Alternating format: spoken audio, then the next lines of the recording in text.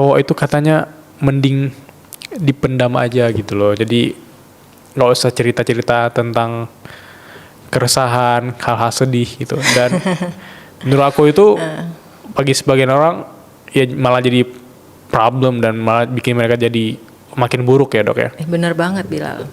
Kenapa? Sebenarnya kadang kemarahan itu ada baiknya loh. Kita bisa melampiaskan emosi kita. Tangki emosi kita yang sudah full dari kecil, dari trauma yang kita hadapin, itu kan ke-trigger lagi dengan peristiwa-peristiwa lain, sehingga tangki emosi yang tadi segini akhirnya meluber. Kalau ada kemarahan-kemarahan, tapi kemarahan itu masih bisa kita kendalikan, itu masih ada bagusnya juga sebenarnya.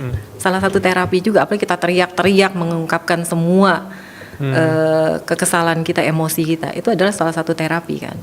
Tapi kalau misalnya kita hanya pendam, itu tinggal suatu saat apa? Meledak. Sama seperti suatu pot. Suatu pot berisi emosi-emosi kita di dalamnya. Di bawahnya ini adalah bara api. Bara api ini membakar.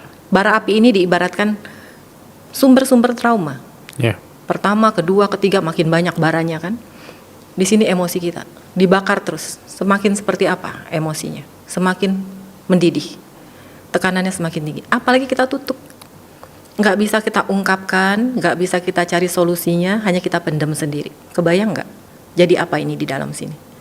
Tekanannya semakin tinggi kan, karena di bawahnya ada sumber apinya, yang semakin hari semakin banyak sumber masalahnya.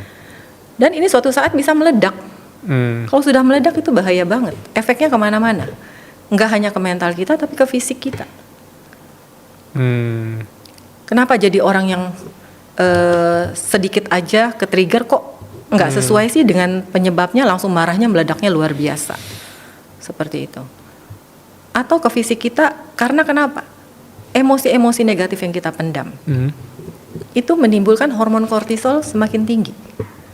Kortisol itu efeknya apa? Menimbulkan peradangan, baik dari ujung rambut sampai ujung kaki, boleh diistilahkan. Sehingga peradangan yang di mana-mana ini suatu saat tinggal timbul penyakit-penyakit fisik yang dapat keluar dari orang tersebut. Makanya ada baiknya dia mencari seseorang yang bisa dia percaya untuk mengungkapkan. Lebih baik kalau orang yang bijak ya, jadi bisa memberikan solusi-solusi yang baik seperti itu kan.